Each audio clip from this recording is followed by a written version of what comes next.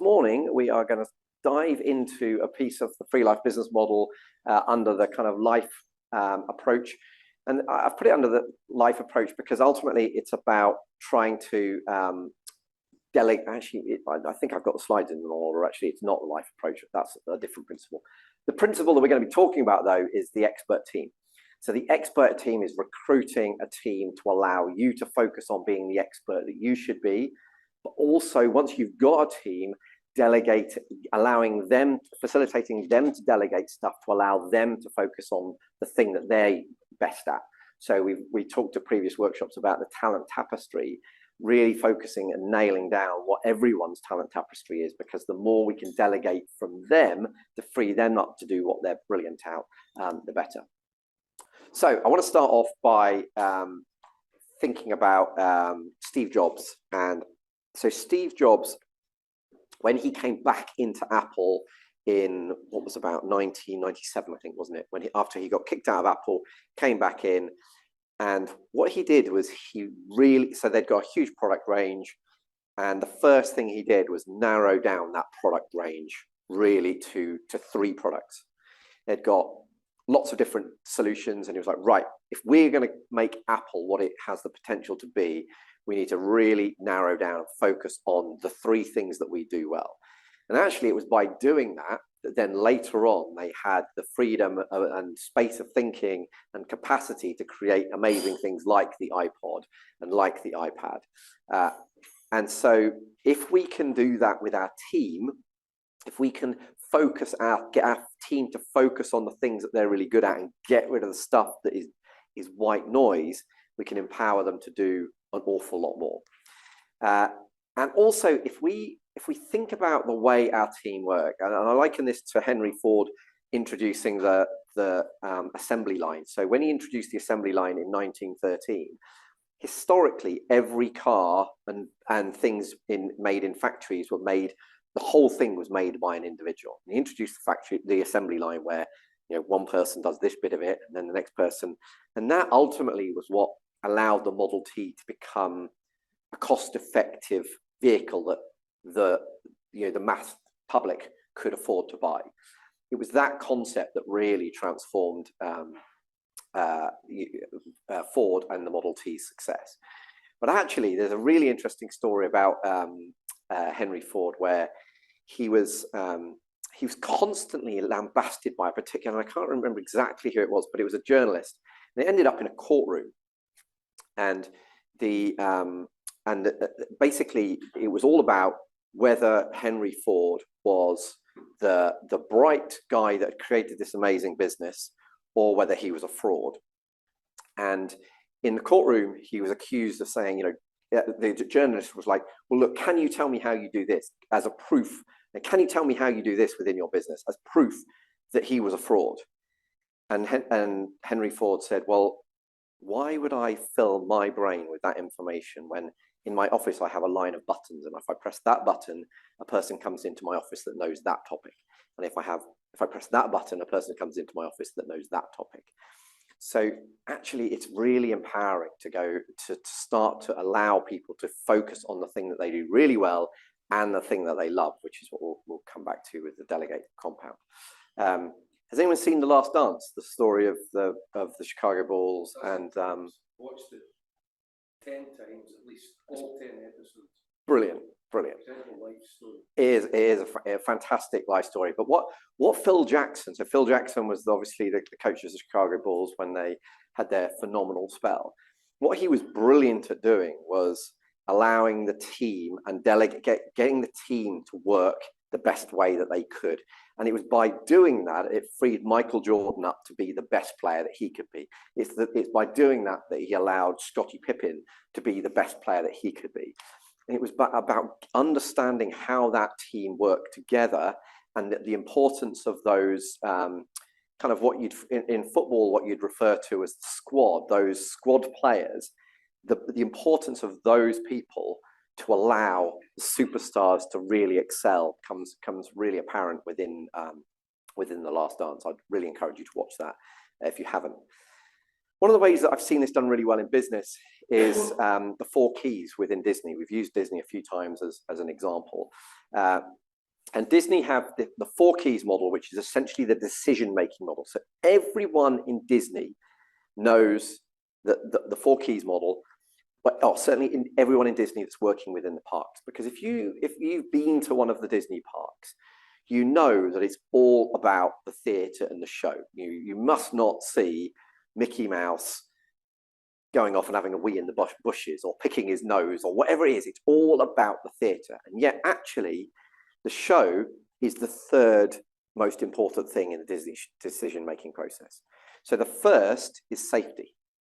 So for example, if the Mickey Mouse character sees a situation where a guest was about to get hurt, it would be fine for Mickey Mouse to rip off the head of Mickey Mouse and go and save a person, because safety comes first. Courtesy comes next in the decision-making process, then show. So show is really important, but safety and courtesy come first, and then efficiency comes afterwards. And we had, well, actually, before I come on to that, it's very similar to concept that Sir Clive Woodward talks about when he was managing the England rugby team, and he described that as teacup, which stood for thinking correctly under pressure. And it was about creating a really clear defined process so that when somebody in your team has to make an important decision, they know how to make the right decision. And we had the equivalent of this within Efficient Portfolio. We called it EP decision making, not quite as catchy as the four keys with the benefit of hindsight, but hadn't worked out the alliteration acronym naming principle at this stage. But ultimately, it was really clear. And we would tell everyone within the business that they have this decision-making process. So that obviously, is it legal? Clearly, that seemed to be, and I'd like to think they wouldn't do anything illegal, but just because of the sector we're in, it's like, right, that seems like a sensible place to start. Is it compliant and ethical? So it might upset somebody, but you can't do something that's non-compliant, even if it upsets somebody. Does it keep Efficient Portfolio viable to deliver what we do best? And that was kind of, we really had a difficulty here with, because 4 and 5 was, is it in the client's best interest? Is it in the team's best interest? Because ultimately, if the team aren't there, then there's no one to support the clients. And I actually think, so what I think when we did this, and we must have created this 15 years ago, I think what we concluded was by putting that in there, it was like, this is about the whole of Efficient Portfolio, then it's about the client, and then it's about an individual within the business. But I think that I'm not so sure that coming back to this all these years later, whether that's the right way around or not. But having a decision-making process within your business and giving it to the team allows them to make better decisions. And ultimately, it's things like that that give you the confidence later on to start to step away more, because you know if there's an awkward situation, or for example, if you're on holiday, they'll make the right decision. So one of the books I've come back to this quarter with this particular topic in mind is a book called Drive by Dan Pink. Has anyone read Drive? Okay, so I love Dan Pink. He's one of my favorite authors. If I'm honest, Drive is not his best book, but it does get really interesting when we think about motivation, what motivates people, and particularly what motivates our team. And he talked about this concept of the fact that really, if you want a really highly motivated, driven team, then they need to have purpose. They need to have mastery, and they need to have autonomy. And ultimately, the fact that mastery and autonomy overlap to create dedication, purpose and autonomy overlap to create desire, mastery and purpose overlap to create discipline. But it's the sweet spot when they have all three. That's what gives them drive. And he talks about it is actually, if you're in the process of building your team, I think it is a brilliant thought-provoking book. And he talks about how it's all related around the task, time, technique, and team. But he also, one thing that I picked up on, I don't think I picked up on the first time I read it, was that learning goals will always create more motivation than performance goals. So if you say, I'm going to base your bonus on you hitting this performance target, it becomes more about, they become less motivated and than if it's a learning-based goal. Not only that, if it actually starts to stifle their creativity. They become very narrow, much more narrow-minded when they have a very performance-based goal, whereas when it's a learning-based goal, they'll generally have more creativity. So what's interesting with creativity, which comes up in Drive, is that the more pressure you put on somebody to be creative, the less creative they become. So the more freedom or autonomy in this term you give them, the more creative they will actually be. And this kind of ties in really nicely with the book that we've referred to a few times about Netflix, which is called No Rules Rules. And the fact that No Rules Rules and Netflix works on a basis where there is no holiday policy. You take as much or as little as holiday as you want. And in fact, the only holiday policy is that managers have to take a minimum of a certain number of days. Because what they found was that they often didn't take enough, and then the team didn't take much holiday either, because they work by the model that they see. But also no spending policy. The spending policy is, if it's in the interests of Netflix, it's okay. That is the spending policy. By removing the rules, they give people the autonomy and trust and freedom to actually drive the business forward.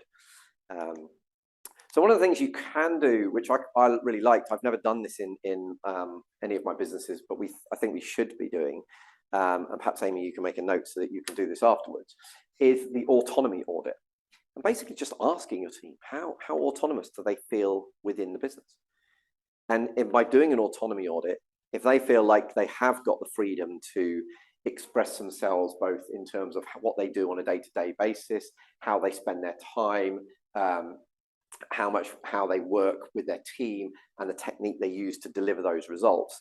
If they've got autonomy over that, then there's a very good chance they'll be working in a more motivated way. Yes, Nitesh? Where did you get that from? So the autonomy audit comes out of Drive by Dan Pink.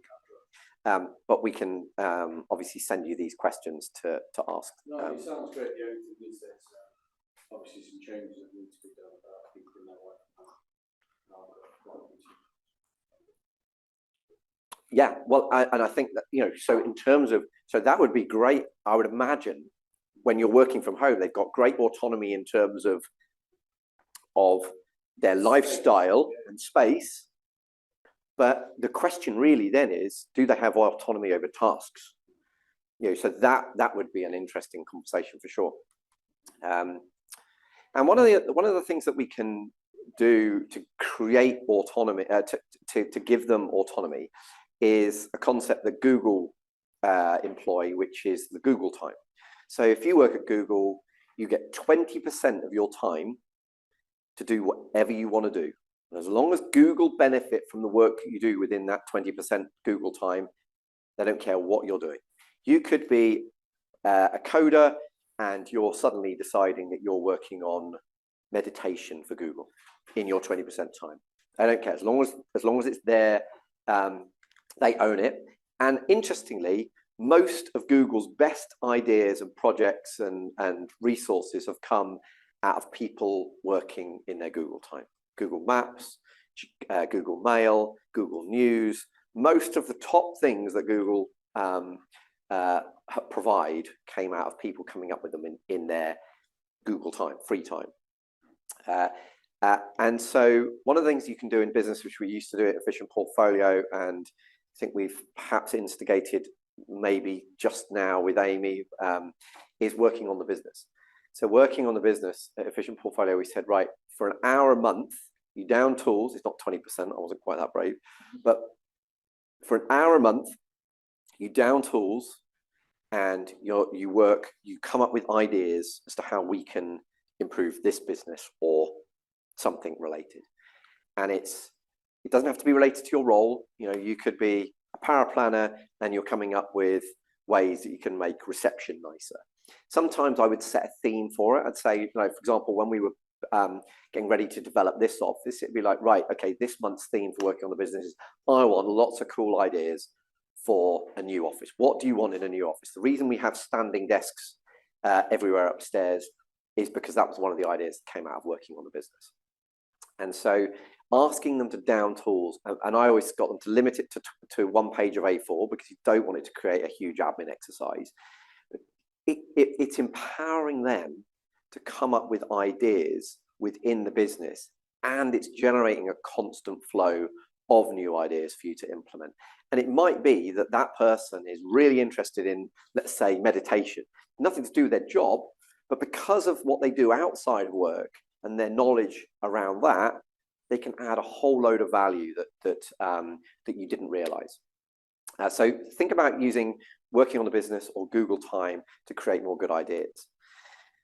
So if we're building a team, one of the things that, one of the greatest predictors of success in a team, which actually I'd forgotten about until earlier on this week because we didn't employ it in Amy's recruitment process, but we will be going forward, is, do you remember Angela Duckworth spoke at MDRT, didn't she? And she wrote a book called Grit, and within that she has a grit questionnaire.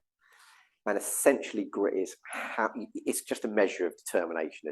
Grit seems to be a term that's now been adopted as a result of the work that she did. But essentially, it's how determined are you to succeed in whatever it is. And it is you can get them to go through the grit scale, and it is pretty much the best predictor in long-term business success that you will find. So why wouldn't we be getting a future employee? If you nail it down to the last 3 employees, why wouldn't we be getting them all to do the grit scale? Because that's certainly one factor that should be playing a part in our decision making to recruit an amazing team. And we all know that this is really true, don't we? You can have an employee that, like, take Charlotte. Charlotte has been working with me for, I think, 15 years now. Yeah. And yeah, you'd get less for murder, wouldn't you? But because she's determined to do whatever it is that, as the business has evolved and her role has evolved over those years, she's determined to succeed at whatever it is that she does. And so I think going forward, we'll be introducing the grit scale into our recruitment process. I said I'd come back to the Delegate compound. So the Delegate compound is essentially a way that we give, and so it's an exercise I personally do every year, and I would encourage every one of you, I know you've done it in a previous workshop, I would encourage you to make sure that you do the Delegate compound every year. And essentially what it is it's going down and writing a list of every task that you currently do, and you put them into one of 4 boxes. The things that you love and you're really good at, the things that you love and you're not so good at, the things that you don't love but you're really good at, and the things that you don't love and you're not very good at. And the immediate task is to delegate everything in box D, the stuff that you don't love and you're not that good at. Then you go to box C, which is the stuff, one or the other, can't remember. And then you end up, so year after year, you delegate everything in B, C, and D and focus purely on the box A. And you'll think, oh, I've done that, I don't need to do it again. And then what you'll do is you'll realize you start to break down tasks. So it might be that I like the first client meeting. Well, I can't think of any way that's going to get broken up. Well, actually, there's this to do with the first client meeting, and that to do with the first client meeting, and that to do with, I don't like those bits. So actually, those can go in B, C, and D, and I'll delegate those bits, and I'll just retain the quality conversation I have with the client as part of that first meeting, or whatever it is. So I'd really encourage you to do that. But actually, what I also encourage you to do is get the team to do this. You might find that by getting them to do this, they go, I hate this job. And somebody else goes, I love that job. I really want that part of what you do. You go, brilliant. Why wouldn't we do that? Empower them to delegate and find ways. And ultimately, that delegate doesn't have to be to another team member. It could be to AI. It could be automate. It could be that you stop doing it entirely. Apologies to this TV to keep playing games with us today. We tested it yesterday. It was absolutely fine. But hey, that's life, isn't it? And this comes back to a book that we refer to time and again, which is Mihaly Csikszentmihalyi's book, Flow, which is the more we can get people working in flow, the more, and that's ourselves and our team, the more powerful a business we will have.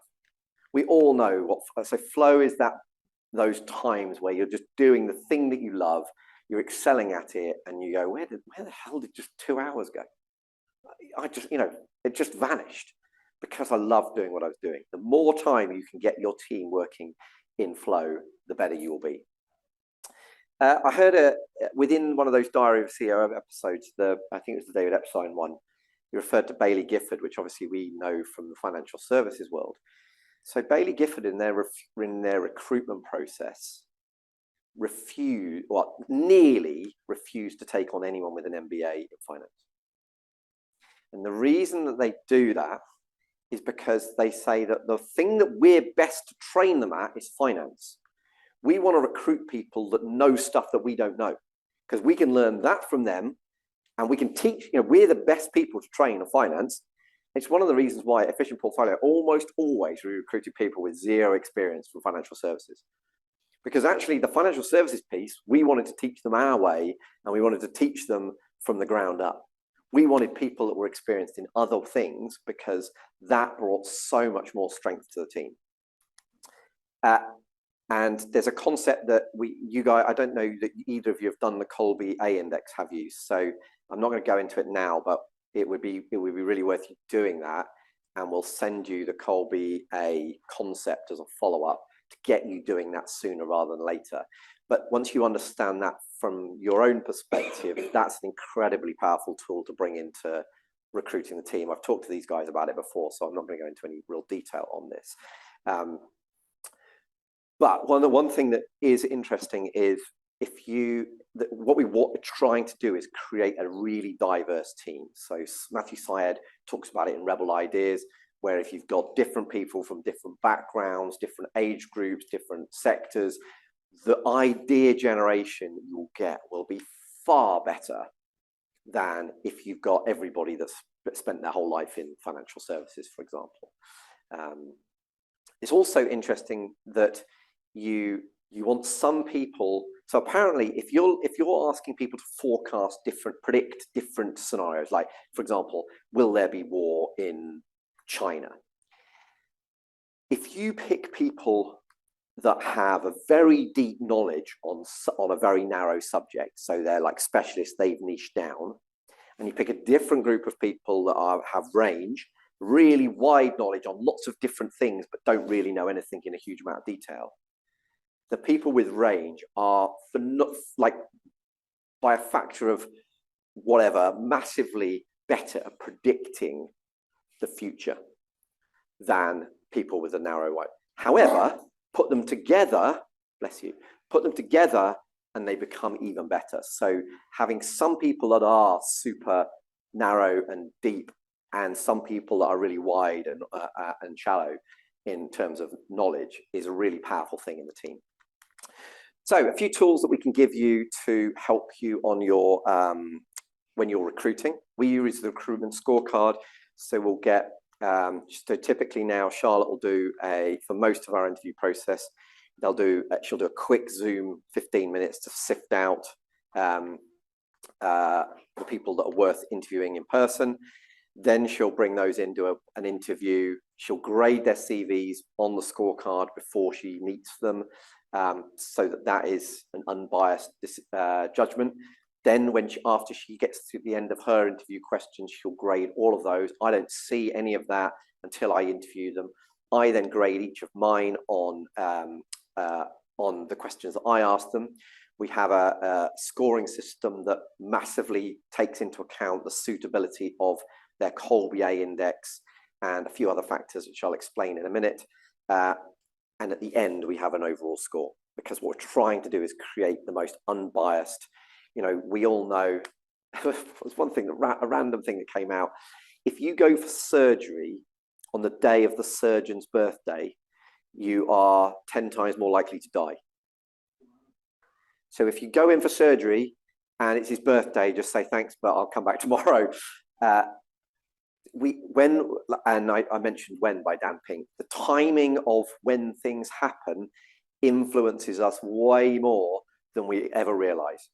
So for example, if you are the last court hearing before lunch, you are much more likely to get a worse sentence than if it happens like first thing in the morning. So the timing of it has a big influence. So therefore, the more independent a scoring system you can create, the more you're likely to recruit a better team. It wouldn't be a trusted team workshop if I didn't talk about AI somewhere. So one of the ways that you can use AI to help you in a recruitment process is upload the CVs and ask it to, and we can send you a copy of this slide so you can see that you've got the prompt. But what we did here was we said, right, okay, so here's a whole load of CVs that were just random CVs that were taken off the website, off the web. But what I want you to do is I want you to rank, this is the role, I want you to rank them in what you think is the best candidate, but I also want you to give them a grade and their strengths and their weaknesses. So let's say you end up with 100 CVs. Immediately you can say, well, I've narrowed it down to 10 based on their experience, strengths, weaknesses, etc., etc. And then, of course, what you could do is you could go back to it and say, give me 3 specific questions I should ask this candidate, so that you've got questions based on their work, which I've not done that actually, but I thought that was a great idea. Has anyone read Thinking Fast and Slow? Open this. No? So it was a Nobel Prize winning book. Oh, sorry, can't get it at that. No, that's not the way. I'll do it from the top. Nobel Prize winning book. But within that book, there's 3 questions. So I'm going to ask you one of them now, just to get you thinking. So a cricket bat costs £1 more than a cricket ball. Together they cost £1.10. Quick as you can, please. What's the cost of the cricket ball? So I'll give you the question again. You've done this before, haven't you? You might have done. A cricket ball costs £1 more than a cricket bat costs £1 more than a cricket ball. Together they cost £1.10. What's the cost of the cricket ball? No. You're correct. But how many people wanted to say 10? Yeah. Exactly. So the thinking fast question, Daniel Kahneman's work is all about the way the brain operates. We have quick thinking, and then we have slow thinking, which is that actually I want to dig deeper. Why are you asking me this question? It wouldn't be that easy. Therefore, I'm going to dig a bit deeper. And the reason it's 5p, it's not 10p, because if it was 10p, the difference would only be 90p. For the difference to be 10p, it needs to be a 5p bat. But the point is that what you want when you're employing people is people that are willing to think slowly after they think fast. So Amy actually got all 3 of her thinking fast and slow questions right. I can't remember, it was too long ago that I asked you the questions, Victoria.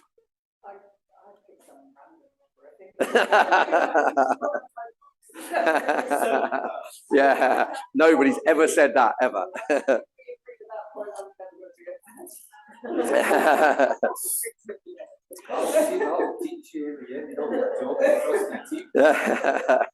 But it's a great set of questions to ask, because one of the things it will tell you is, are they just somebody who takes something at face value, or are they willing to think about something and process it? So the next one is, and we'll do these just as quickly as you can, just because in the interest of time. If it takes 5 machines 5 minutes to make 5 widgets, how long would it take 100 machines to make 100 widgets?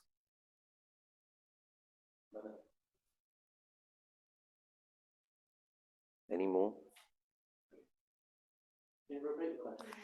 If it takes 5 machines 5 minutes to make 5 widgets, how long would it take 100 machines to make 100 widgets?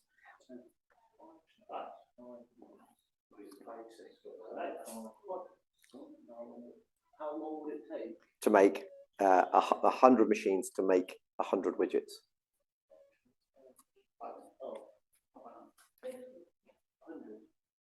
5. 100 is the thinking fast. Yeah, no, I know it would be easier if I'd written them down. Last one then. So in a lake, there is a patch of lily pads. Every day, the patch doubles in size.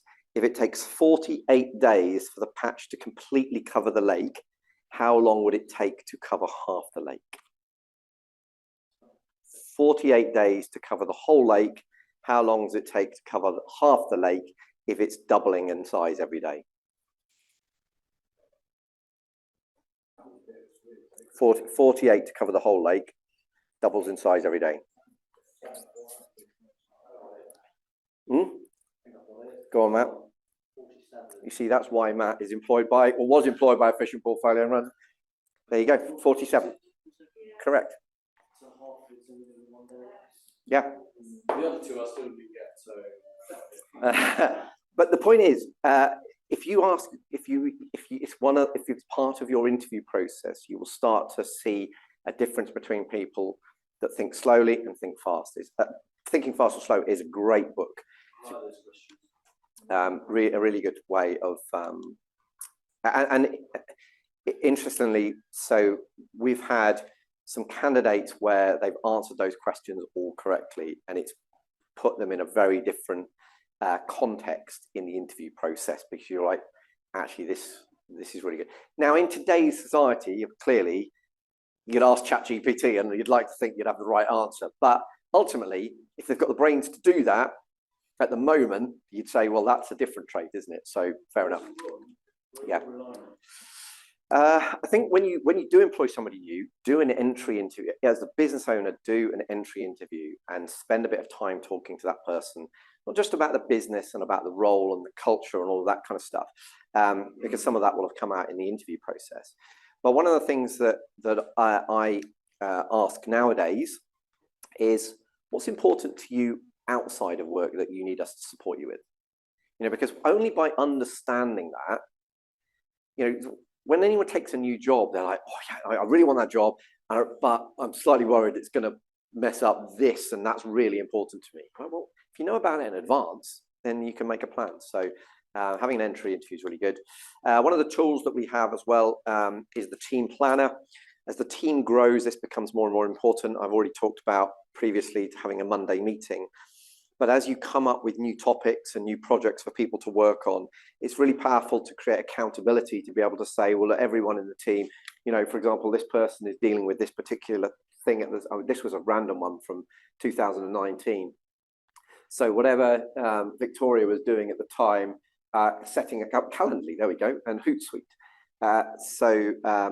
And the reason it's not red is because it's been discussed already.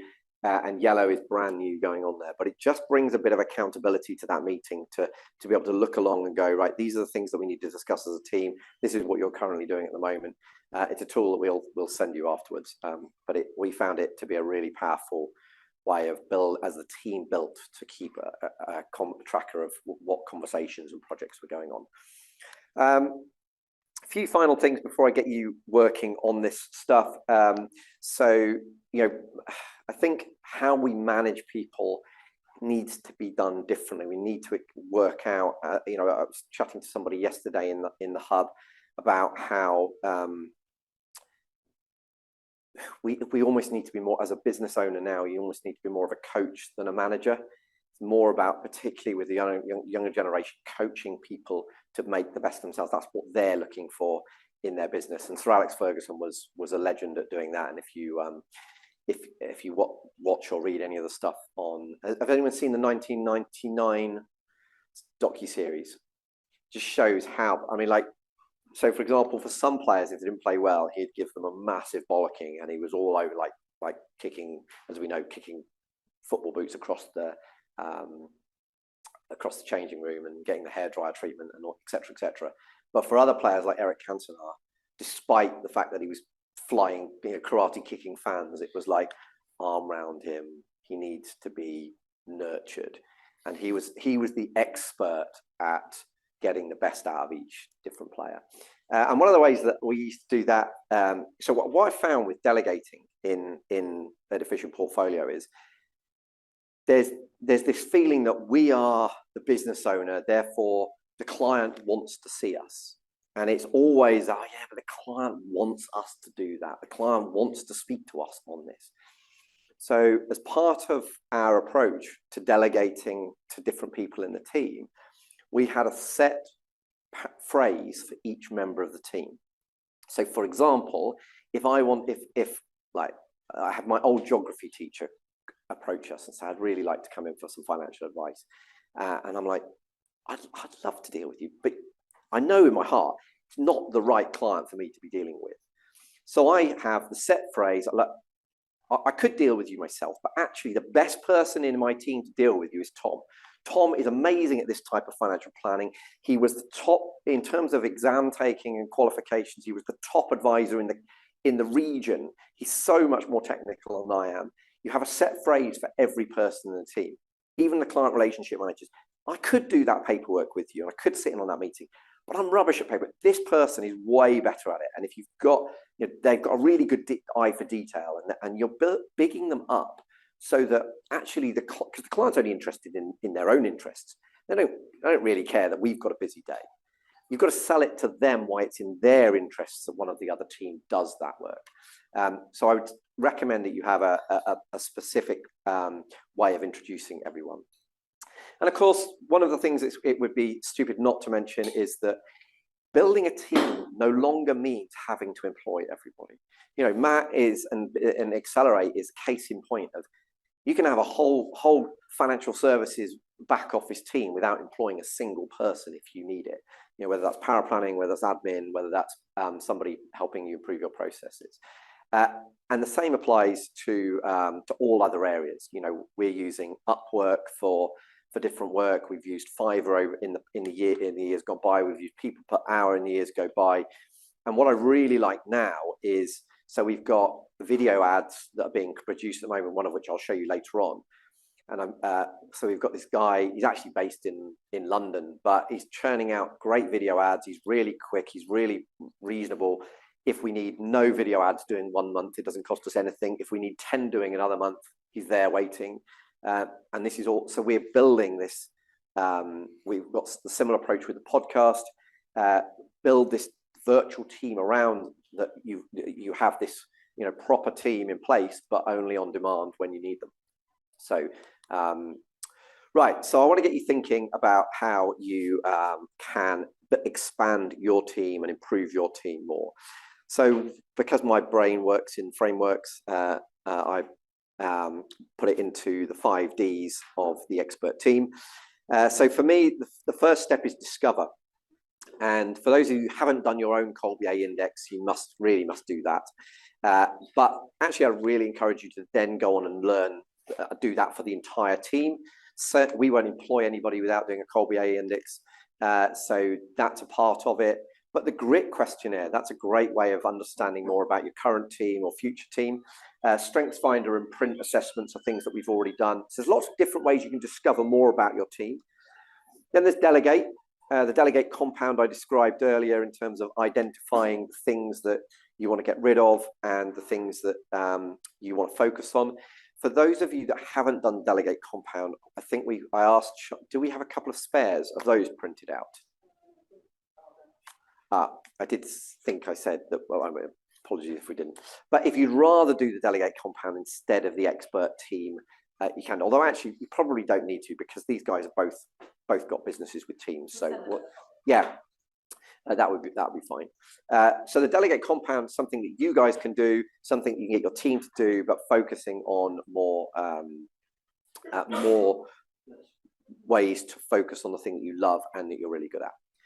Next thing is to develop. We can develop the thinking of the team, whether that's using systems, bless you, like the like Teacup for Sir Clive Woodward and the rugby team, whether that's the 4 keys for Disney, and think about the decision-making process and empowering that team to do more. Then deploy some ideas that we've touched on of things like the team planner, making sure that you've got accountability about everything that's going on. Maybe using outsourcing and opportunities like that, building up the team like we did at Efficient Portfolio. And then finally, there's drive, things like the autonomy audit, understanding whether they've got enough autonomy, purpose, and mastery to be motivated to do what you want them to do.